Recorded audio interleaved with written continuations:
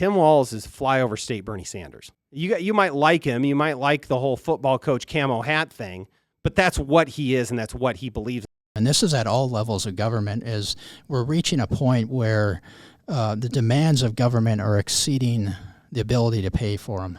The amount of excessive taxation is just going to kill the economy.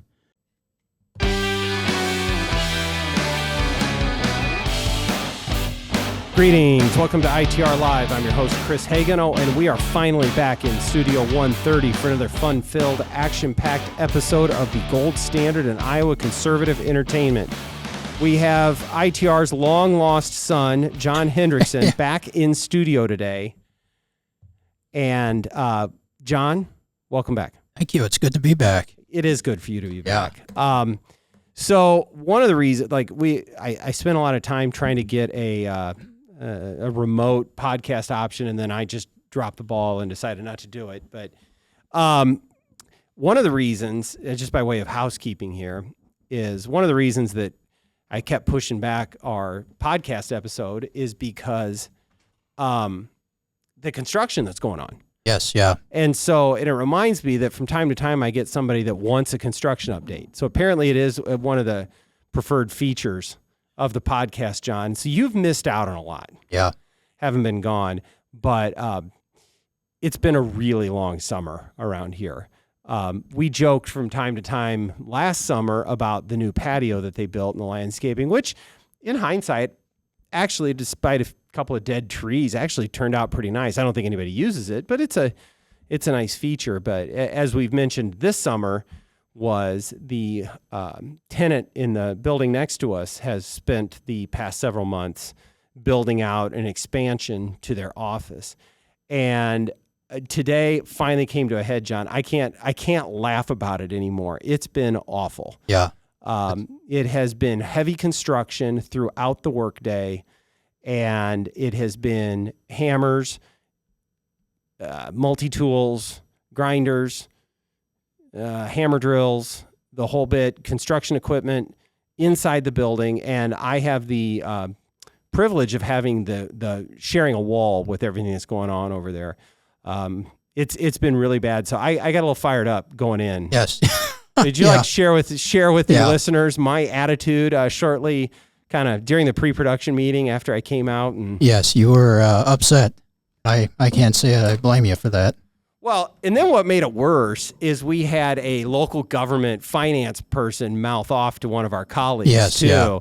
Got mad for daring to ask why we should even ask questions about a PEPA levy vote. That was somehow out of bounds for Sarah to even ask about that, which got me a little riled up as well. And as you know, John, I can usually roll with a lot of stuff, but when you come after one of the members of the team, I get a little fired up. It's kind of like when the kids make my wife mad. Yeah. That's how you can really get dad engaged. Yeah. So listeners, I was a little fired up heading into this episode. So we'll see where things go today, right, John? Could be a wild ride, but election update. It is going to be here before we know it. Things are really heating up, and it has often been said that elections really don't go into top gear until after Labor Day, because that's when voters really start paying attention. But in Iowa, you can request an absentee ballot now. Now, they don't get mailed out until I think it's 29 days out, which is middle of October. So you don't have the opportunity to vote early yet. And voting early, I think, is still un-American and communist. But whatever. I vote on Tuesday in November as God intended for us to do. But that is available to you if you are going to be unable to get to a polling location on Election Day. But it just goes to show you that things will be here soon. We had the presidential the Kamala Harris interview with Tim Walz last night, and we are definitely going to get to that today, John. So because I know you've got some hot takes. So, as you've been absent from Studio 130, what have you been looking at? I mean, what's your take on where things are at politically right now, or This is open mic time for John Hendrickson. Yeah. Well, I I don't really know in Iowa because I've been up in Minnesota, but what I've noticed and I kind of hope I'm wrong, but I've been a little pessimistic about the national perspective because I've been worried with all the I don't know what you want to call it, but just the whole media bias. Right. That has just been in favor of Harris-Walz and just, I would say, the total deception of disguising them as moderates and not, I mean, having her avoid the press, having her avoid giving interviews and not asking them any questions. And then just that whole convention was just nauseating, I thought. I'm going to take issue with one of your choice of words there. And I don't usually do that, John. I don't think it's media bias. I don't think bias is the right word. You know, bias is what we've had in our media for most of my lifetime, where, yeah, you can tell they lean to the left. They give credence to the left of center position. That's not what's going on here. It is willful cover up. It's willful help. I can't help but wonder if the, major news outlets actually should be filing in-kind campaign disclosures for their help of the Harris campaign. Because when you're unwilling to even ask the hard question, and take what some low-level staffer tells you off camera and accept that as the position, and then still drive at these pointed questions with Trump and J.D. Vance. And I'm okay with hard questions. I think they should be asked. Yes, yeah. But, and maybe it's ultimately the American people's fault for not expecting more, for having 48+% of the electorate being willing to vote for a candidate that they know nothing about. Maybe it's our own fault. Yeah. But I want to come back around to that. My apologies. Couple of things, and I'm going to spring a couple of local government things on you here, John, since you've not even been in the state for a while. But did you see, it looks like we are on the precipice of the city of Des Moines giving $10 million to the soccer stadium downtown. I did see that, yeah. I thought I had been led to believe that money was really tight for cities and counties in Iowa. That they were struggling to keep police and fire employed. Yeah. Is that maybe that's not the case? Maybe there's still, or maybe there's an extra budget for soccer stadiums when we still have to take, I don't know. Am I wrong? Well, that's what they were all saying during this past session. Yeah. Was that the property tax bill was depleting their coffers and the response times would have to be cut as a result. And and similarly, we had Polk County wanting to find more money for down payment assistance to buy a home. Did you? Maybe you saw that one too. Yes, I did see that. Yeah. So to actually just pay, and even in the article I read said that really wasn't even about helping people necessarily buy a home. It's just so they didn't have to pay PMI on their mortgage. So, and I can hear somewhere there's probably out there someone friendly to local governments that's yelling at their iPhone on the podcast saying, well, that's not fair. You can't extrapolate what Des Moines and Polk County are doing to the rest of the state of Iowa. And my response to that would be, I absolutely can do that. Yeah, yeah. Because the arguments for these things are so absurd and they come from across the state of Iowa that it's not my job to parse that out. It's the job of those that are arguing some of these bogus arguments to take care of that themselves. So if that's your criticism, I'm, sorry, not sorry. Well, we could just make the argument that Vice President Harris made the other day that, spending that money on a soccer stadium will just come back tenfold because it's a return on investment. Mm-hmm. Just say it and it will be. Well, it also spreads joy. Yeah, that's right. Yeah. Yeah. So, okay. So, all right. Along with some of the local government property tax things, and I'm gonna save some of this the next time we have Sarah in here. But I don't know if you've noticed. Yes, you did. We talked about this. starting to see Democrats at the state level in Iowa messaging the need for property tax relief. And I think there was a Bleeding Heartland piece that you saw. Yes. But I've seen other things. I've seen several of their candidates starting to talk about this, and some of them are just straight up saying we need property tax relief. Some of them are trying to blame Republicans, which seems awkward. But what you have noticed this, right? I have, yes. I mean, what's your take on this? I mean, is this? Yeah. Because I think I've got a little bit different one than you might, but I want to hear your thoughts on. Yeah. And I was going to ask you that question because I was curious on what's driving this. Is it the feedback they're getting from constituents as they're door knocking? Because we hear a lot of times when candidates are campaigning that the number one issue they hear from constituents is property taxes, the concern of high property tax bills. Or the other issue I was wondering is, are they responding to this because the local government officials are wanting to be proactive and basically trying to get ahead of this issue and maybe try to torpedo another step of what the legislature might do next? I think that's a reasonable suggestion, but I'm not sure that that's it. I think one of the things the first thing you said, they're out door knocking and they're hearing this stuff. And I was visiting with a legislative candidate in a battleground seat, an incumbent Republican, yesterday, that said, I'm not hearing about AEAs, and I'm not hearing about ESAs. I'm hearing, and these are swing voters, this isn't base Republicans, property taxes over and over at doors. And so if that's happening in that district, I'm sure that's happening. And I know even going back 15 plus years when I was out door knocking in a suburban seat to swing voters, it was property taxes would be the number one issue. And it shows up in polling as well. That's right. Our, the few times we've polled it in the foundation poll, it's overwhelming majorities. Right. And same thing with the register poll. Well, There's clear majorities that want property tax relief. That's right. The most recent ITR Foundation poll, we asked the 2% freeze, which 70%. 70% of Iowans in a majority of Democrats, Republicans, and independent voters. Yeah.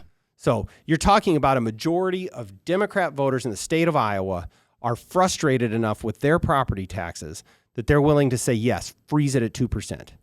Well, that's compelling. Yeah. And so I think would you have an issue that not only polls that well, but has there's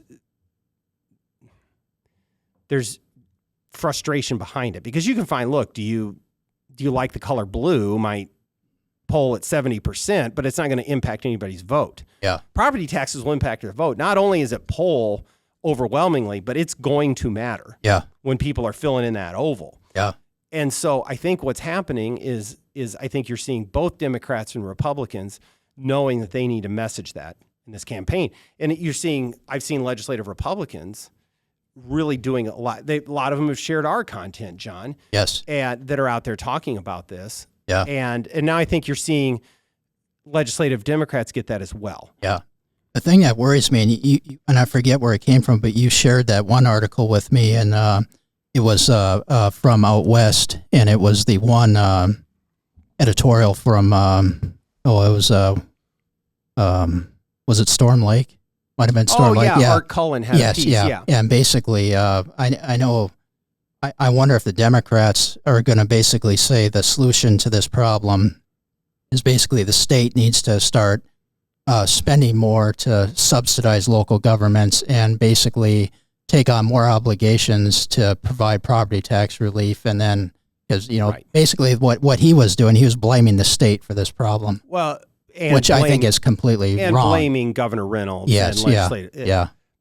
And so maybe that's where we need to come around on this, is that the problem with, let's go back to basics here, John. The problem, if you are an Iowa voter who's frustrated with your property tax burden, of which I am one, the problem isn't the assessment.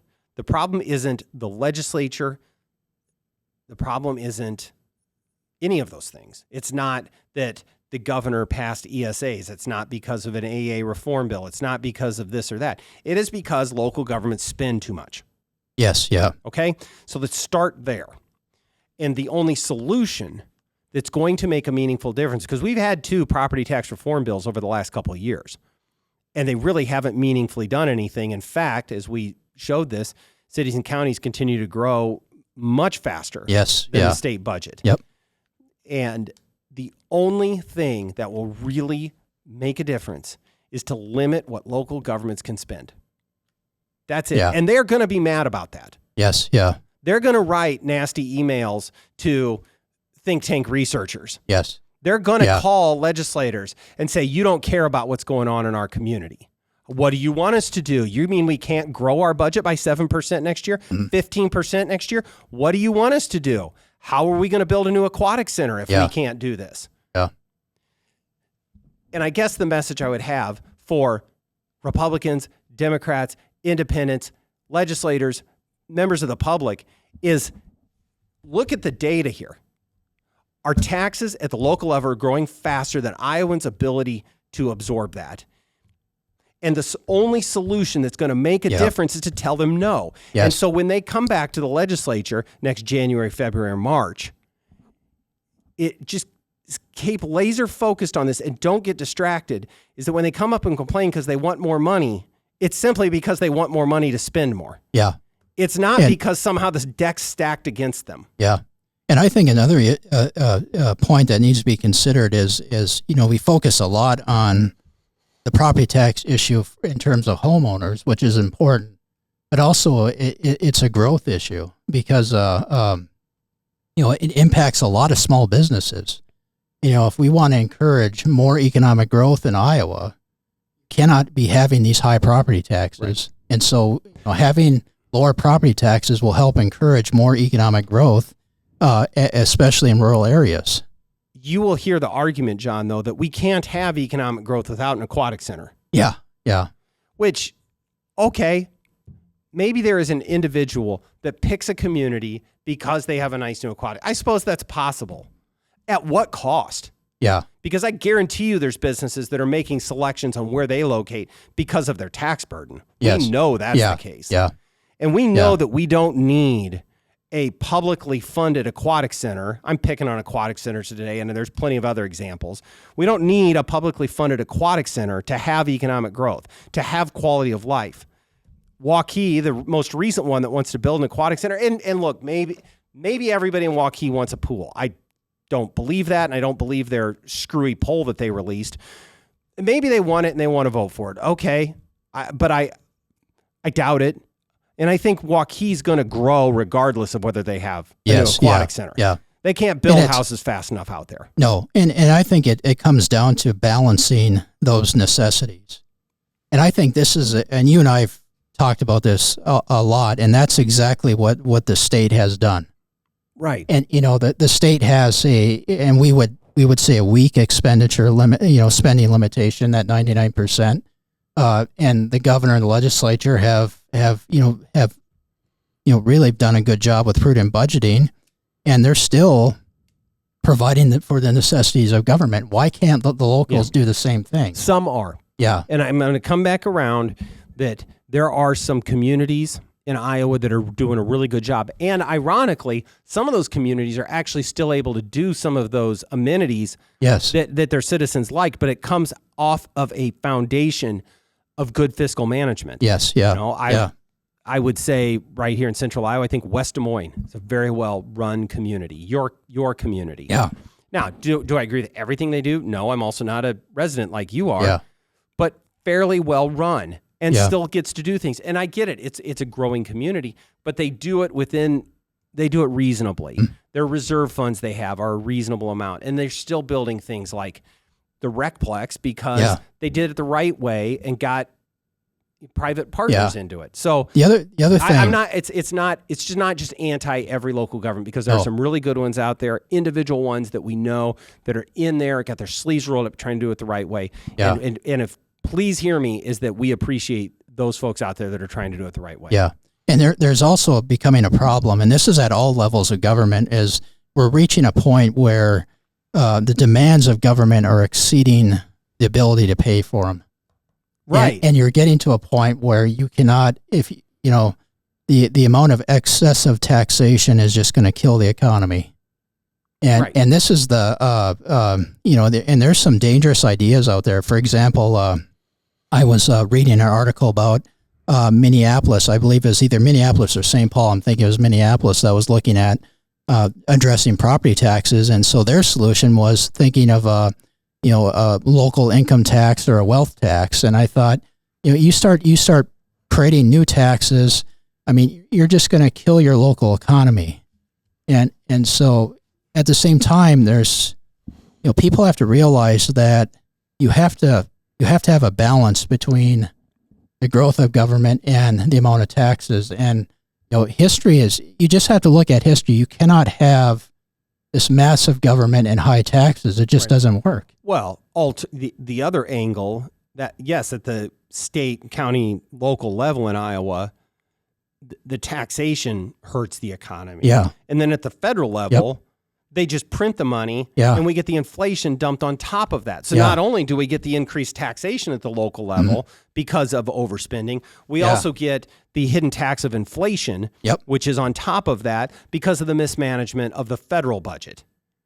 That's exactly right. And so we're getting the Iowa taxpayer sitting here getting it from all angles, except for, thankfully, the state legislature, which has done it the right way.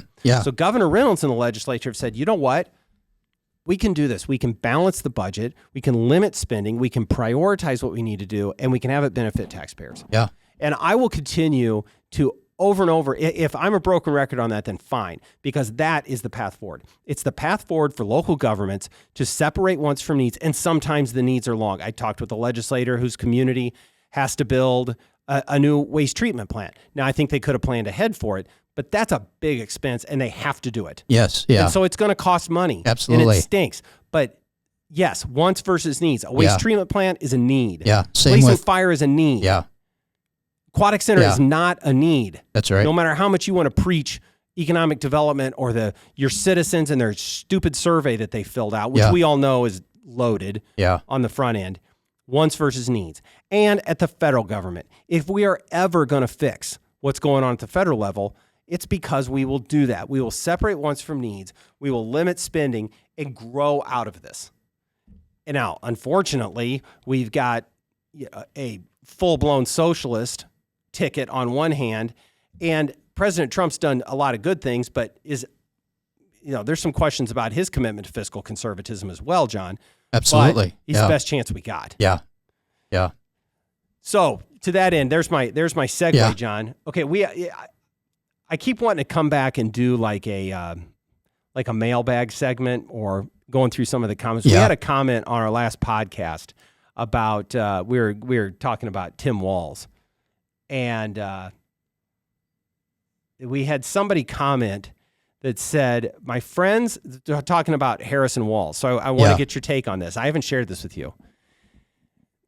My friends, this is the most I don't know that he meant to write it this way, the commenter. This is the most on-center ticket in history about the Harris-Walz ticket. Is the most center ticket in American history.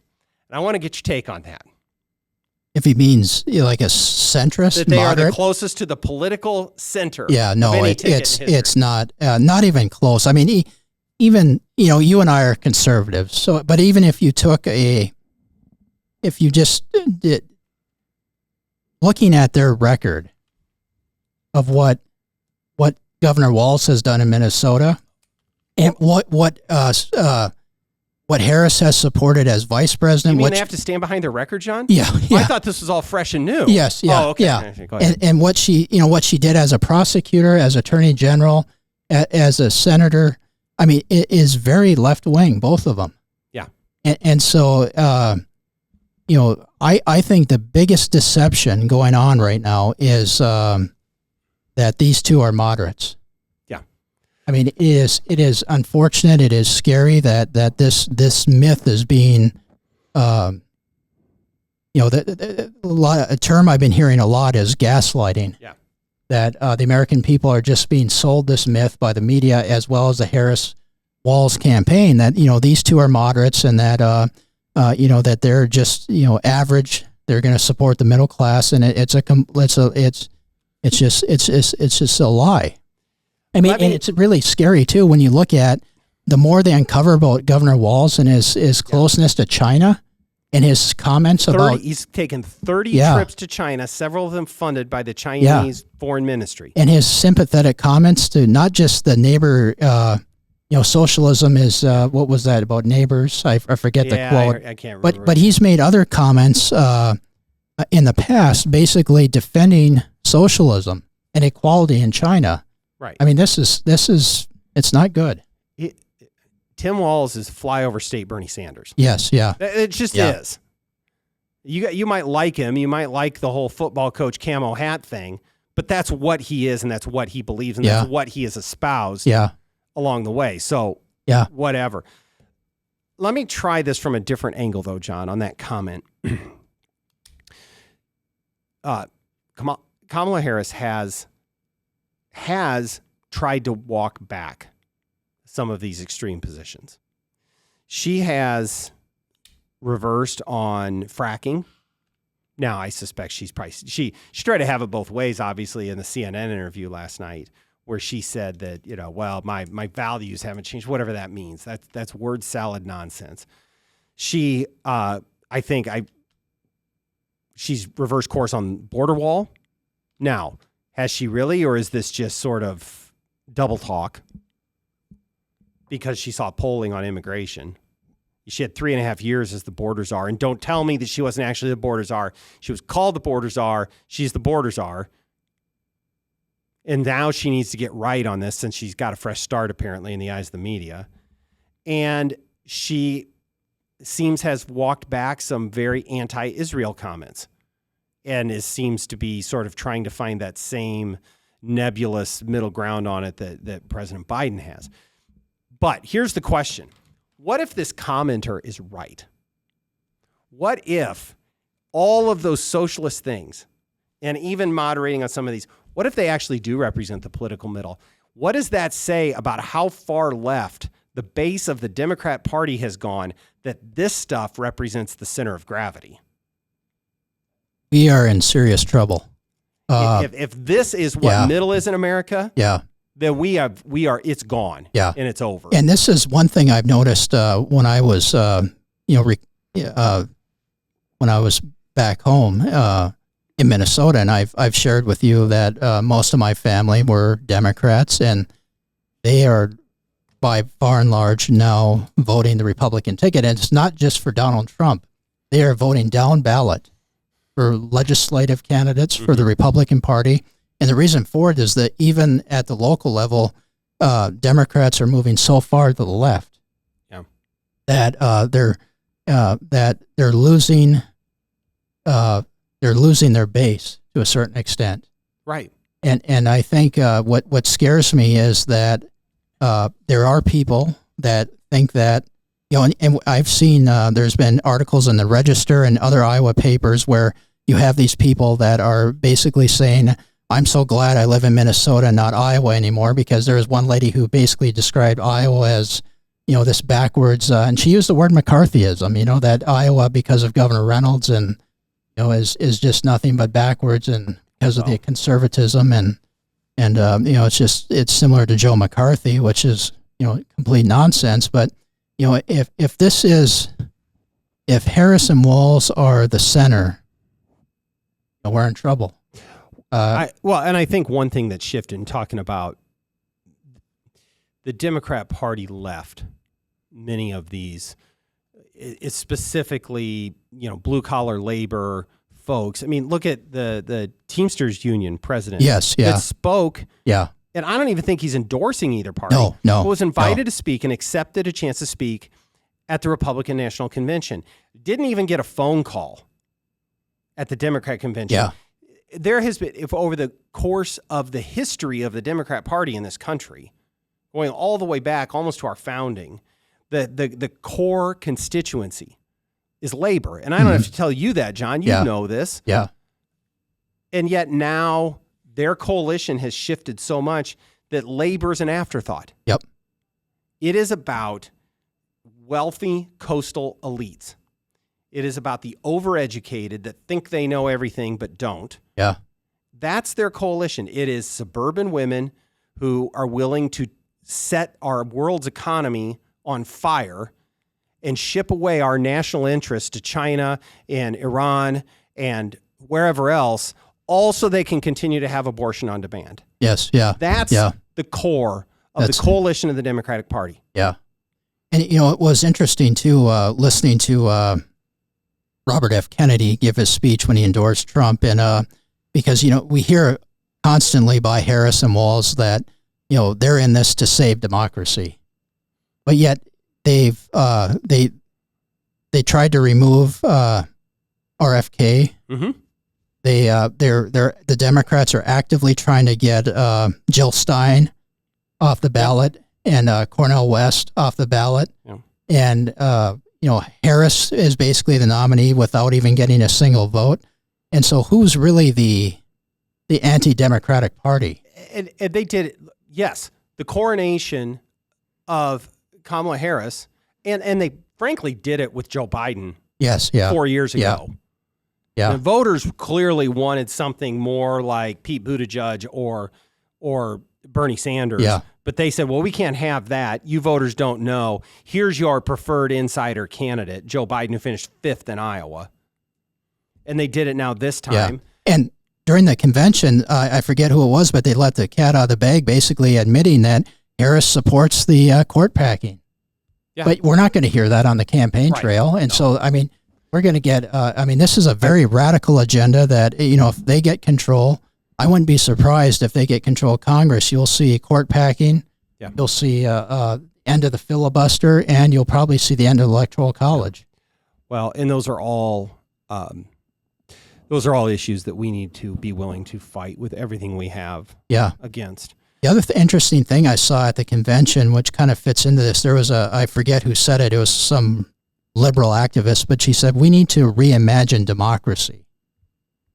And basically said, and she called that paper document, referring to the Constitution, just a little paper document.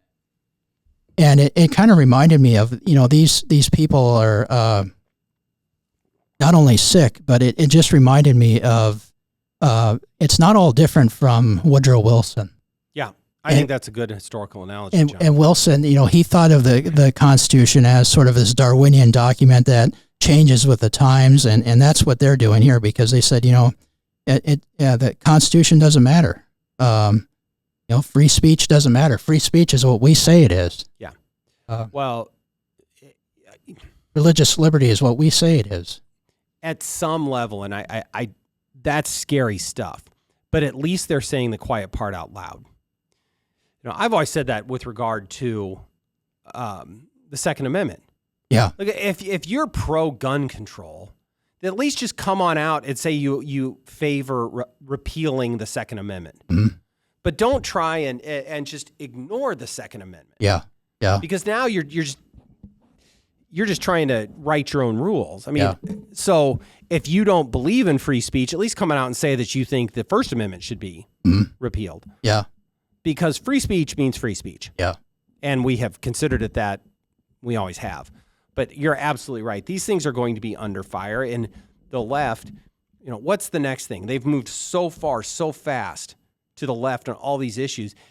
I suspect repealing, who knows? Repealing parts of the Bill of Rights could be on the table. Who knows? Yeah. If it keeps them from their preferred policy outcomes. Now, in reality, probably what they get to is we'll pack the court, put a bunch of new liberals on there who don't care about what's actually on that document, and then just make up whatever they want with this, this fallacy of a living, breathing document. You and I are both, originalists. Yes, I don't know. We go all the way into the, common good, constitutionalism, and all that stuff another time. Yeah.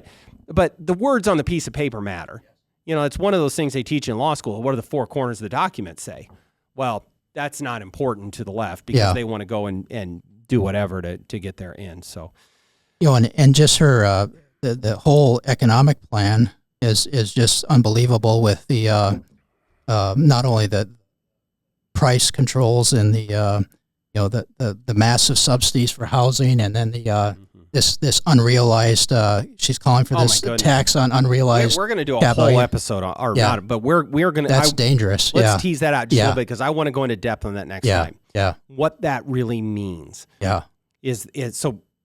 Tell our listeners what it is, the unrealized capital gains. What that means and what that's talking about. Yeah. So I'll just use a simple example, and correct me if I'm wrong. So if let's just say that you have a house that goes up in value $5,000, like an investment. Yeah, property. investment property. Your own home might be different. Yeah, investment property or mutual fund or whatever. Yeah, and it goes up at a certain value. Then basically, even though you may not have that because it's you don't cash that in, the government is going to tax you a certain percentage of that. And so, let's just, did she say a percentage on that? I can't remember. I don't know. But the idea, like, okay, I buy stock. I buy $10,000 worth of a stock. It goes up to 20. And I haven't sold it yet, but I'm sitting on it.